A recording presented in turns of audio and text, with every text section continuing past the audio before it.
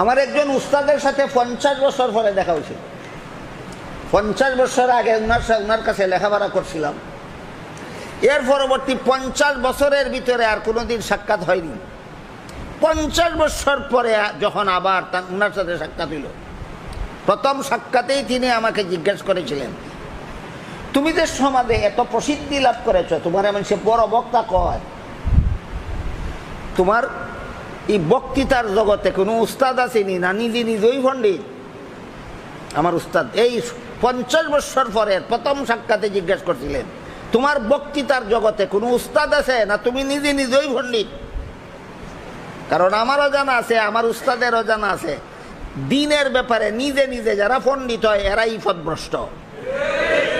তার আদরের ছাত্রটা পথভ্রষ্ট হইয়া গেল কিনা এই দরদ দিয়েই জিজ্ঞেস করেছিলেন, তোমার বক্তৃতার জগতে কোনো উস্তাদ আছে না নিজেই পণ্ডিত? আমি